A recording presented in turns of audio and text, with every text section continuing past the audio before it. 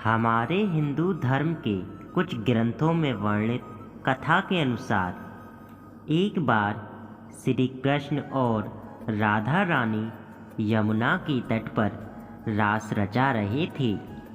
वहाँ अन्य गोपियाँ भी मौजूद थीं और रास का आनंद उठा रही थीं। रोजाना श्री राधा रानी गोपियों समेत भोर में ही रास रचाने और कन्हैया जी से मिलने आ जाती और फिर सूर्योदय की पहली बेला में वापस लौट जाती। ऐसा इसलिए ताकि श्री कृष्ण और राधा रानी अपनी लीला भी रचा सकें और समस्त ब्रजवासियों के समक्ष मर्यादा का उदाहरण भी कायम रहे। एक दिन रास में श्री राधा रानी श्री कृष्ण को देख इस तरह मोहित हुई कि समय का पता ही नहीं चला और यमुना किनारे धीरे धीरे लोग पानी भरने आने लगे। अन्य किसी का तो ध्यान नहीं गया, लेकिन ऐसा कहा जाता है कि श्री राधा रानी के पति उनकी ससुर और उनकी ननद ने उन्हें श्री कृष्ण के साथ देख लिया था।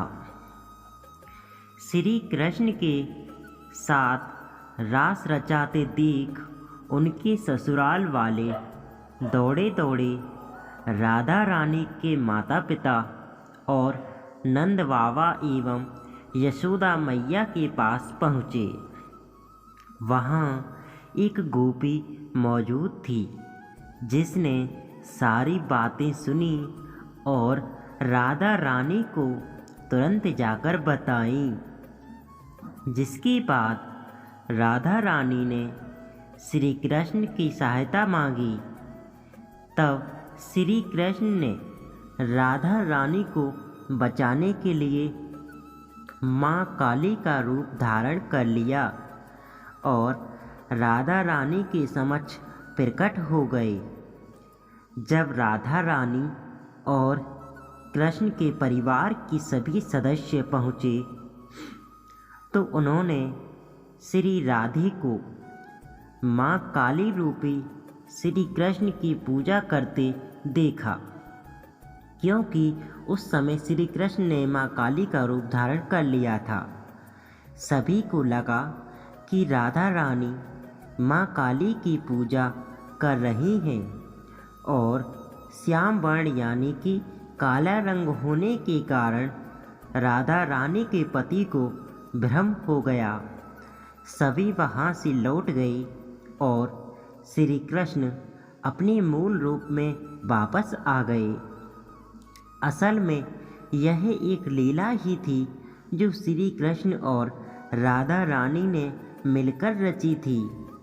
तो इस कारण से श्री कृष्ण ने लिया था माँ काली का रूप। इस कहानी से हमें पता चलता है कि यदि हम भी हमारे प्रभु से सच्चा प्रेम करते हैं तो हमारे प्रभु किसी भी रूप में हमारी मदद करने ज़रूर आते हैं।